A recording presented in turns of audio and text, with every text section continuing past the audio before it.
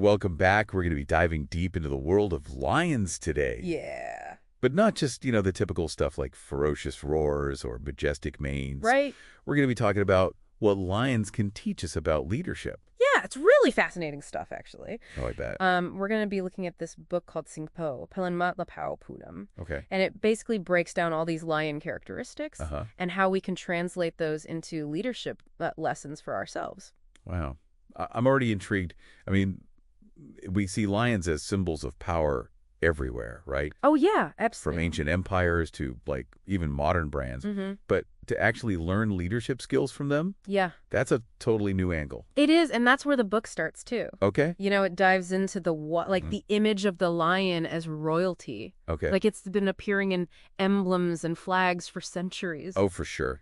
Think about ancient Egypt, Greece, Rome, Yeah. all revered the lion and connected it to ideas about rulership. That makes sense. Lions have this aura of authority and strength. But Exactly. why lions specifically? That's where it gets really interesting. Okay. The book argues that it's not just about their physical power. Like Yeah. when you look at lions and prides especially, Yeah? they display these very specific traits that humans have associated with good leadership for so long. Oh, interesting. Like what? Like strategic decision making, Okay. fiercely protecting their own, Mhm. and this relentless focus on achieving their goals. Wow. It's almost like we see our own ideal leadership qualities mirrored in their behavior. So it's not just about roaring and looking intimidating. No, not at all. There's actual substance to this whole lion as leader idea. Exactly. Yeah. Yeah. Take their hunting strategies, for example. Okay. The book describes how a pride will coordinate all their movements. Uh-huh. Each lioness will have a specific role. Oh, wow. They'll anticipate the prey's reactions. Yeah. Adapt to the terrain. It's this remarkable display of teamwork and strategic thinking.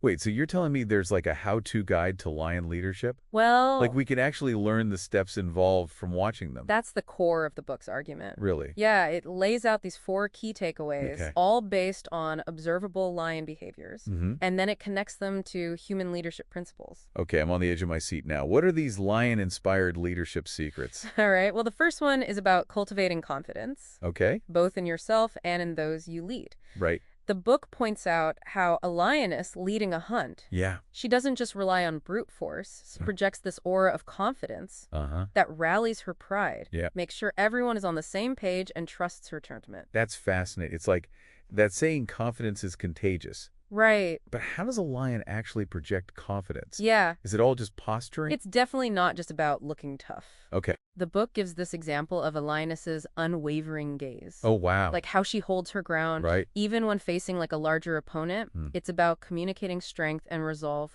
through very specific actions. Right. And that translates directly to human leadership. Okay. Like a leader who appears unsure or hesitant can undermine their team's confidence, Oh, yeah, for sure. while one who exudes calmness and clarity can inspire incredible results. That's a good point. Yeah, So it's not just about barking orders. right. It's about projecting that inner strength outwardly. Exactly. What's the next lion lesson in leadership? The second one, it focuses on responsible leadership. Responsible leadership. Okay. Yeah, and the book illustrates this through the lioness's dedication to protecting her cubs. Okay. She's constantly aware of any potential threats Right. and strategically positions herself to defend them. Yeah. Even teaches them those essential survival skills. Okay, that makes sense. But how does that translate to leading a team in a business setting? Yeah. Are we supposed to start bringing our kids to work? No, not exactly. Right. It's more about applying that same level of care and commitment to your team. Right. A responsible leader will foster a supportive environment, Yeah. shield their team from unnecessary risks, and equip them with the tools and knowledge they need to succeed. I see. It's all about creating that sense of safety and trust, Okay. just like a lioness does for her cubs. That's a really powerful analogy. Yeah, It makes you realize that true leadership isn't about power trips. right. It's about nurturing and guiding those you're responsible for. Exactly. What's the third takeaway? So this one focuses on the lion's determined approach to life. Okay. The book describes how lions, even when facing these seemingly impossible obstacles, Mm-hmm. they never give up easily. Right. They're just tenacious hunters, persistent in their pursuits, Yeah. and always willing to adapt their strategies to overcome challenges. That relentless spirit is definitely something you see in successful leaders. Yeah, definitely. But there's a fine line between determination and stubbornness, right? Oh, yeah. How do you know when to push forward and when to change course? That's where the how becomes so crucial. Okay. The book emphasizes that lions are incredibly adaptable. Oh, interesting. Like they observe their surroundings, assess their options, Yeah. and then adjust their approach based on the situation. Right. It's not about mindlessly charging forward. Okay. It's about having a clear goal in mind and then being flexible in your methods to actually achieve it. So it's about that balance between unwavering determination Yeah. and the ability to pivot when needed. Kind of like that famous quote, be like water, my friend. Exactly. And that brings us to the final takeaway. Okay. Using your power positively. All right. The book highlights how, like a pride leader, Yeah. they don't use their strength just for personal gain Right. or to intimidate others. Their power is directed towards the well-being and prosperity of the entire pride. That's a really important point. It's about understanding that leadership isn't about dominance or control. Right. It's about leveraging your strength to benefit the collective. I'm sensing a theme here. Yeah. Like all these lion lessons tie back to this idea of serving something greater than yourself. You're absolutely right. And the book makes that connection so clear. Okay. It argues that, like, the most effective leaders, just like the most successful lion prides, Yeah. are the ones who put the collective good first. It's a refreshing perspective. Yeah. In a world where leadership is so often associated with like individual ambition and cutthroat competition. Right. But how does this lion-inspired approach actually play out in the real world? Yeah. I mean, not all of us are leading lion prides on the African savannah. Right. Right. Well, that's where, like, the real-world application comes in. Okay. The book offers these examples from various fields, including, like, business politics, even parenting. Okay, give me an example. Like, how does a CEO, for instance, embody this lion leadership style? Sure. So the book describes this scenario Okay. where a company was, like, facing this major crisis, and instead of just panicking Yeah. or making these rash decisions, Right. the CEO, like, inspired by the lion's calmness under pressure, Okay. took a step back, gathered his team, Yeah. listened to their concerns, Uh-huh.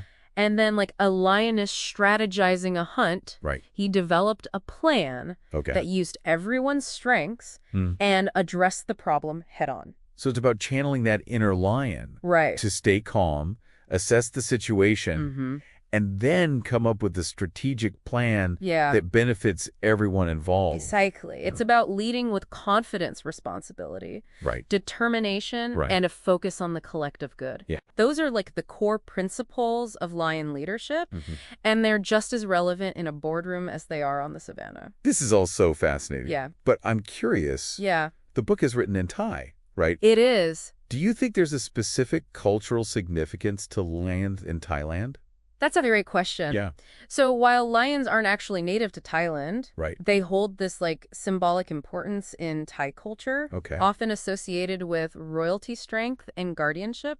Wow. You see them in temples' artwork, Uh-huh. even in, like, traditional Thai dances. That's so cool. Yeah. It's amazing how these symbols can transcend geographical boundaries. Right. And hold such deep meaning across cultures. Yeah, it speaks to that universal appeal of the lion as this symbol of power and leadership. Right. And this book, Wow. by drawing those connections between lion behavior and human leadership principles, it offers this really unique and insightful perspective Okay. on what it truly means to lead effectively. I feel like I've learned so much already, and I bet our listeners are feeling pretty inspired too. But before we wrap up this deep dive into lion leadership, I want to leave everyone with a little challenge. I love a good challenge. Okay, so imagine for a moment that you're leading your own pride. Okay. Not literally, of course, unless you happen to have a bunch of lions hanging around. Uh-huh. But think about your own pride, like your team at work, your family, your community group, whatever group you lead or influence. Yeah, that's a powerful image to think about. It really shifts your perspective, right? It does. So thinking about your own pride, what aspects of lion behavior resonate most strongly with your leadership style? Are you the strategic planner, like the lioness leading the hunt? Right. The fierce protector, always looking out for your pride's well-being? Or maybe you're the one who instills confidence and rallies everyone towards a common goal? It's interesting to think about how those lion-like qualities might already be present in our leadership, even if we haven't really noticed them before. Exactly. And here's the real question. Are there areas where you could channel your inner lion more effectively? Oh, that's a good one. Maybe you need a bit more of that lioness's unwavering gaze when making tough decisions, Yeah. or perhaps a dose of that relentless determination when pursuing a challenging project. Or maybe even channeling that protective instinct Right. to create a more supportive environment for your team. It's all about finding those connections between the animal world and our own human experiences. Yeah, for sure. And who knows, maybe we can learn just as much from observing other fascinating creatures. Oh, totally. Think about the teamwork of ants, the resilience of a camel, the adaptability of a chameleon. Right. Each animal has its own set of skills Yeah. and behaviors that we can learn from. The possibilities are endless. They are. The animal kingdom is full of incredible examples of leadership, Mm, collaboration, problem-solving, resilience. yeah, There's a whole world of wisdom out for there, sure. just waiting to be discovered and applied to our own lives. I love that. Well, on that note, we'll have to save those other creatures for future deep dives. Yes, definitely. But for now, let's give a roaring round of applause to the mighty lion, Yes, to the lion. our teacher of leadership and inspiration for this episode. Absolutely. Thanks for joining us on this wild adventure. Yeah, thanks, everyone. And until next time, may you all lead with the courage, wisdom, and yes, maybe even a little bit of the roar of a lion.